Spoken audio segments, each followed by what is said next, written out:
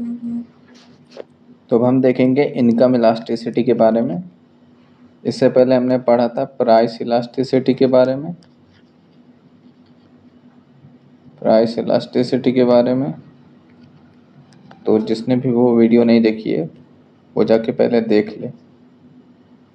तो income elasticity of demand क्या होता है? Income elasticity of demand refers to percentage change in the quantity demanded resulting from percentage increase in income।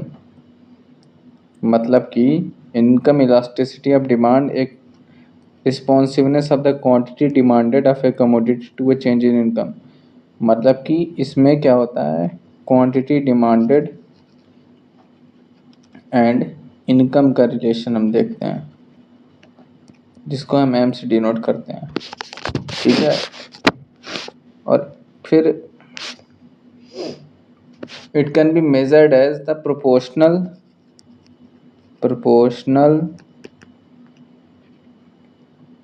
or percentage change in quantity demanded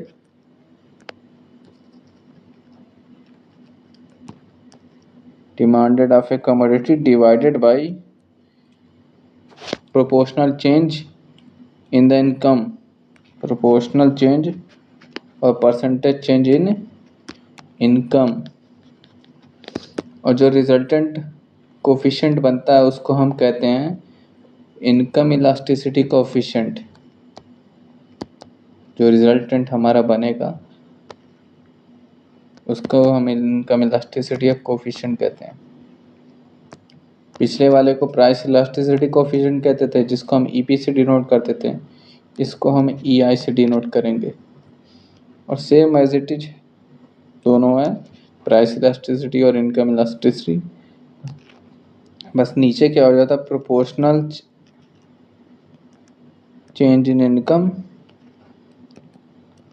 उसमें क्या था, price था, इसमें income आ जाता है। Proportional change in quantity demanded. तो इसको हम कैसे लिखते हैं, delta Q by Q upon delta Y by Y. इसको हम इनकम को वाई से भी डिनोट कर सकते हैं।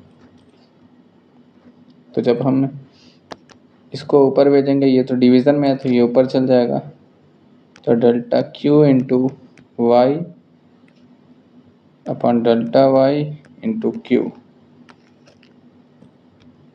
ये हमारा चेंज है दोनों। ये हमारा ओरिजिनल इनकम है, ये हमारा ओरिजिनल क्वांटिटी डिमांडेड है। तो आप जानते हैं इसके वैल्यू क्या क्या हो सकती है। इनकम इलास्टिसिटी कोफिशिएंट की वैल्यू, जो ईआई की वैल्यू, वो पॉजिटिव भी हो सकती है और निगेटिव भी हो सकती है, ठीक है, और ज़ीरो भी हो सकता है। The plus and minus signs along with EI assume great significance। अगर देखा जाए तो पहला अगर देखें तो अगर EI की वैल्यू अगर +1.8 है तो हम एज्यूम कर सकते हैं कि कमोडिटी जो है वो जो नॉर्मल गुड है।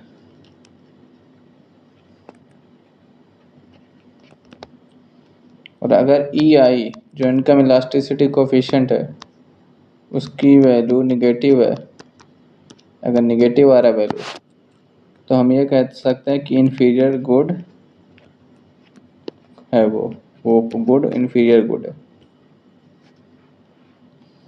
और अगर EI 0 है तो हम ये एज्यूम कर सकते हैं कि relationship between the income and the quantity demanded कुछ नहीं है, नो रिलेशनशिप, नो रिलेशन। तो यही हो गया हमारा 3 वैल्यू। सिंपल से आता हूँ, अगर मान लो कभी पूछ लिया कि नॉर्मल गुड्स के टाइम पे केस में हमारा जो इनकम इलास्टिसिटी ऑफ डिमांड है वो क्या होगा, तो वो पॉजिटिव में आएगा।